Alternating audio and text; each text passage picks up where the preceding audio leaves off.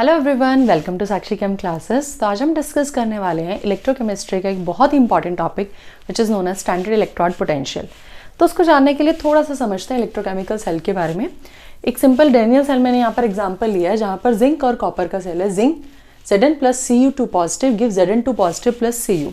अगर हम इसको दो हाफ सेल्स में लिखें, हाफ सेल्स मतलब इसको जहाँ पे ऑक्सीडेशन हाफ से आपने ऑक्सीडेशन हो रही है वो दिखा दिया, रिडक्शन हो रही है वो दिखा दिया, इन दोनों को डिफाइन कर दिया दो पार्ट्स में, ठीक है।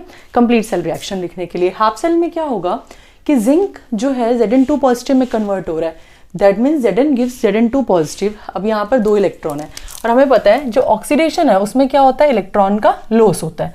तो loss of electron is known as oxidation. तो यहाँ पर क्या हो रहा है कि राइट साइड पे अगर इलेक्ट्रॉन्स आ रहे हैं दैट मीन्स वो लॉस हो रहे हैं। तो Zn किस में कन्वर्ट हो रहा है, Zn2 पॉजिटिव और 2 इलेक्ट्रॉन में। तो ये यहाँ पर इलेक्ट्रॉन का लॉस हो रहा है, इसलिए इसको हम क्या बोल रहे हैं, ऑक्सीडेशन हाफ रिएक्शन। सेकेंड हमारे पास है कॉपर 2 पॉजिटिव। यहाँ देखिए कॉपर 2 पॉजिटिव से क्या बन रहा है, कॉपर बन रहा है। Copper 2 positive plus 2 electron gives copper. अब यहाँ पर क्या हो रहा है, इलेक्ट्रॉन्स का गेन हो रहा है, इसलिए यहाँ पर क्या हो रहा है, रिडक्शन हो रहा है। तो reduction is gain of electron. Copper 2 positive 2 electron को ले रहा है और कॉपर बन रहा है। दोनों साइड अगर आप चार्ज देखोगे तो बैलेंस हो रहा है। यहाँ पे 2 पॉजिटिव है तो यहाँ 2 नेगेटिव राइट साइड में है, इधर 2 पॉजिटिव और 2 नेगेटिव क्या है, लेफ्ट साइड में। अब बात करते हैं इलेक्ट्रोकेमिकल सेल में, जो हम सिंपली बात करते हैं कि आपके पास जो ऑक्सीडेशन है किस साइड होगा, रिडक्शन किस साइड होगा। तो एक इलेक्ट्रोकेमिकल सेल में एक ट्रिक हम याद करते हैं लोन से। Loan is left oxidation anode negative. मतलब लेफ्ट साइड पे आपके पास ऑक्सीडेशन होगा। ऑक्सीडेशन कहाँ होता है, हमेशा एनोड पे होता है और वो कैसे जो चार्ज होगी वो नेगेटिवली चार्ज होगी, ठीक है। लेफ्ट ऑक्सीडेशन एनोड और नेगेटिव। अब बात करते हैं हम इनोड सेल हम कैसे निकालेंगे, ठीक है। बच्चों को अक्सर इसी में कंफ्यूजन होती है कि मैम कैसे निकाले, समझ नहीं आता। देखिए स्टैंडर्ड हम मान के क्या चलते हैं, जो हमें इलेक्ट्रोकेमिकल सीरीज दी होती है, मैं एनसीईआरटी के बुक के अकॉर्डिंग बात कर रही हूँ, जो हमें इलेक्ट्रोकेमिकल सीरीज दी होती है वो रिडक्शन पोटेंशियल के टर्म में दी होती है। Top to bottom reduction potentials की वैल्यू डिक्रीज होती है, ओके। तो यहाँ अगर हम बात करें इनोड सेल की, ये जो फर्स्ट टू मैंने इसके जो फॉर्मूलाज लिखे हैं वो किस बेसिस पे लिखे हैं कि जो कैथोड है उस पर भी रिडक्शन हो रहा है और जो एनोड है उस पर भी रिडक्शन हो रहा है। उन दोनों के अगर रिडक्शन पोटेंशियल्स दी हो तो आप ये फॉर्मूला यूज करेंगे, that is E naught cell is equal to E naught right minus E naught left. क्योंकि मैंने अभी बताया ऑक्सीडेशन कहाँ पर होती है, एनोड पे, और वो किस साइड होता है, लेफ्ट साइड पे। इसका मतलब लेफ्ट साइड पे क्या है, एनोड है। और एनोड का वैसे क्या लिखा जाता है, एनोड को हम ऑक्सीडेशन लिखते हैं, ओके। एनोड का हम हमेशा क्या लिखते हैं, ऑक्सीडेशन, ठीक। एनोड का ऑक्सीडेशन और कैथोड का हम क्या लिखते हैं, रिडक्शन। मतलब कैथोड पे क्या होती है आपके पास, रिडक्शन, एनोड पे क्या होती है, ऑक्सीडेशन। तो अगर दोनों का आपके पास रिडक्शन पोटेंशियल दिया हो तो होना क्या चाहिए था, कैथोड पे तो रिडक्शन होनी चाहिए थी, ठीक है, एनोड पे ऑक्सीडेशन होनी चाहिए थी ना। बट यहाँ पर हमें वैल्यूज जो दी होती हैं वो रिडक्शन पोटेंशियल्स की टर्म में दी होती है, इसलिए यहाँ नेगेटिव साइन आएगा। नहीं समझ आ रहा तो भी कोई दिक्कत नहीं, अभी हम क्वेश्चंस करेंगे, आपको क्लियर हो जाएगा। नेक्स्ट अगर हम बात करें, जो चीज़ जैसे दी हुई है अगर वैसे हो तो पॉजिटिव साइन, मतलब एनोड का ऑक्सीडेशन होता है और उसका ऑक्सीडेशन पोटेंशियल दिया हो, कैथोड का रिडक्शन होता है और उसका रिडक्शन पोटेंशियल दिया हो, तो साइन कैसा आएगा, पॉजिटिव का साइन आएगा, क्लियर। नेक्स्ट अगर आपको दोनों पोटेंशियल, सपोज करो एग्जामिनर ने कंफ्यूज करना है तो आपको दोनों पोटेंशियल जो है ऑक्सीडेशन पोटेंशियल के टर्म में दे दिए गए। तो हमें पता है एनोड पे तो ऑक्सीडेशन होगी, कैथोड पे रिडक्शन होगी, बट अब हमें क्या दिया हुआ है, ऑक्सीडेशन पोटेंशियल्स दिए हुए हैं। तो क्या करेंगे, जिस पे ऑक्सीडेशन होगी वो पहले लिखेंगे और जिस पे एक्चुअली में रिडक्शन हो रही थी बट अब जो एग्जामिनर ने हमें ऑक्सीडेशन दी हुई है वो वैल्यू बाद में लिखेंगे। तो that is E anode minus E cathode when both are written in terms of oxidation potential. एक बार रिकॉल कर लेते हैं क्या हुआ। अगर हमें ई नॉट सेल निकालना, that is standard electrochemical cell potential, तो उस टाइम पे आपके पास क्या होगा, कैथोड माइनस एनोड, जब दोनों ही आपके पास किस टर्म में दिए हो, रिडक्शन पोटेंशियल में। एनोड माइनस कैथोड जब दोनों आपके पास किस टर्म में दियो, ऑक्सीडेशन पोटेंशियल के टर्म में। E naught cathode plus E naught anode जब कैथोड वाला रिडक्शन में दिया हो, एनोड वाला ऑक्सीडेशन में दिया हो। अब इससे बेसिस पे हम क्वेश्चंस करेंगे जिससे आपका ये कॉन्सेप्ट और क्लियर हो जाएगा। तो फर्स्ट क्वेश्चन हमारे पास है, what will be the standard electrode potential, यहाँ पर आएगा standard cell potential of cell with the following reaction 2Cr plus 3Cd2 positive gives 2Cr3 positive plus 3Cd। देखिए इस रिएक्शन में क्लियरली हमें पता चल रहा है किसकी ऑक्सीडेशन हो रही है, किसकी रिडक्शन हो रही है। क्रोमियम जा रहा है क्रोमियम 3 पॉजिटिव में, इलेक्ट्रॉन का लॉस होना, ठीक है, पॉजिटिव चार्ज का डेवलप होना यहाँ पर क्या होगा, ऑक्सीडेशन। ठीक है, ये हमारे पास हो गया ऑक्सीडेशन। Cd2 पॉजिटिव से Cd बन रहा है, दैट मीन्स कैडमियम 2 पॉजिटिव से क्या बन रहा है, कैडमियम। ये कब बना होगा, जब कैडमियम 2 पॉजिटिव ने इलेक्ट्रॉन्स लिए होंगे, तो ये क्या हो गया, रिडक्शन। ठीक है, चलो ये तो हमें समझ आ गया कि क्रोमियम का हो रहा है ऑक्सीडेशन, कैडमियम का हो रहा है रिडक्शन। बस ध्यान इतना रखिएगा, जब भी एक रिएक्शन दियो तो आपको बैलेंस दियो। बैलेंस का मतलब देखो यहाँ 6 पॉजिटिव बन रहे हैं चार्जेस, तो यहाँ पे 6 पॉजिटिव बन रहे हैं, तो रिएक्शन बैलेंस है, कोफिशिएंट भी आपके पास बैलेंस्ड है। ठीक है, उसके बाद देखिए यहाँ पर क्या दिया हुआ है, क्रोमियम का रिडक्शन पोटेंशियल दिया हुआ है और कैडमियम का भी रिडक्शन पोटेंशियल दिया हुआ है। मैंने आपको क्या बताया था, आपको E0 सेल निकालना है। देखिए इस रिएक्शन के अकॉर्डिंग रिडक्शन किसका होना चाहिए था, कैडमियम का। तो कैडमियम का रिडक्शन पोटेंशियल देखते हैं पहले क्या है, -0.40। ऑक्सीडेशन किसका होना चाहिए था, क्रोमियम का, बट हमें पोटेंशियल क्या दिया हुआ है, रिडक्शन वाला। तो जब भी जो चीज़ नहीं होनी चाहिए थी उसके अपोजिट हमें दिया हो तो नेगेटिव आएगा। क्लियर है ये चीज़। कैडमियम का रिडक्शन हो रहा था, उसकी वैल्यू हमने एज इट इज लिख दी। क्रोमियम का ऑक्सीडेशन हो रहा था, बट यहाँ हमें वैल्यू रिडक्शन की दी हुई है, तो वैल्यू आपने एज इट इज लिखनी है जो माइनस में आपको दी हुई। बस उससे पहले क्या करना है, एक नेगेटिव साइन और लगा देंगे। क्या बन गया, -0.40 प्लस 0.74। पॉजिटिव की वैल्यू आ जाएगी आपके पास 0.34 वोल्ट। क्लियर है ये चीज। नेक्स्ट क्वेश्चन देखिए, ये क्वेश्चन इस तरह से फ्रेम किया गया है सो दैट आपको कॉन्सेप्ट अच्छे से समझ आ जाए। Standard electrode potential for the following half cell reaction is this.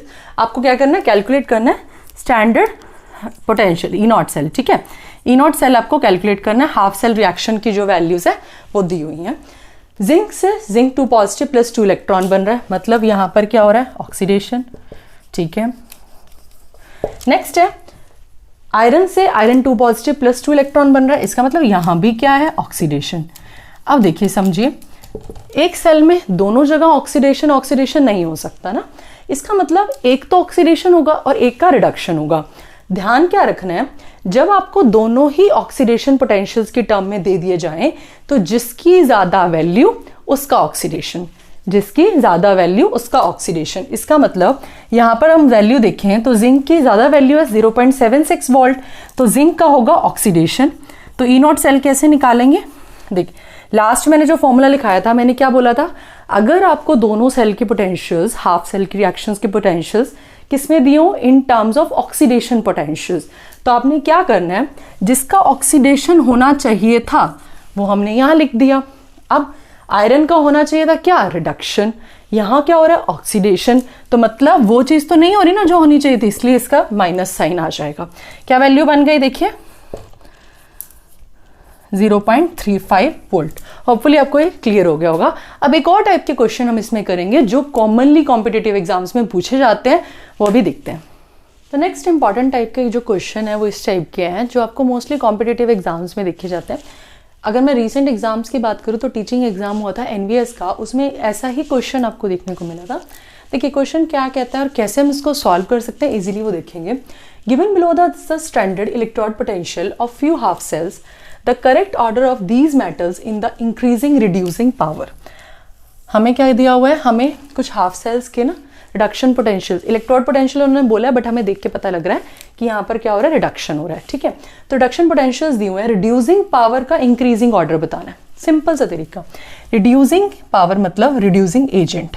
ठीक है, रिड्यूसिंग एजेंट, देखिए जिसका इजीली ऑक्सीडेशन हो जाएगा या जो ऑक्सीडाइज्ड होगा वो दूसरे के लिए रिड्यूसिंग एजेंट का काम करेगा। एजेंट वर्ड हमेशा दूसरे के लिए आता है। ठीक है, इसका मतलब क्या है, जिसका ऑक्सीडेशन होगा वो दूसरे के लिए क्या होगा, रिड्यूसिंग एजेंट होगा।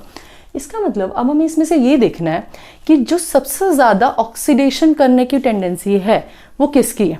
ठीक है, जिसकी ऑक्सीडेशन पोटेंशियल ज़्यादा होगा वो ऑक्सीडाइज्ड होगा और उसकी रिड्यूसिंग पावर उतनी ही ज़्यादा होगी।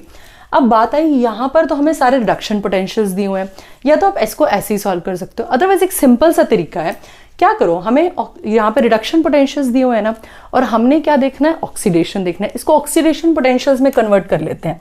कैसे करेंगे, K से K पॉजिटिव, जब K से K पॉजिटिव मतलब K ने क्या किया, K पॉजिटिव बनाया और एक इलेक्ट्रॉन लूज कर दिया, ऑक्सीडेशन आ गई। यहाँ जो साइन है वो चेंज हो जाएगा, 2.93 वैल्यू आ गई।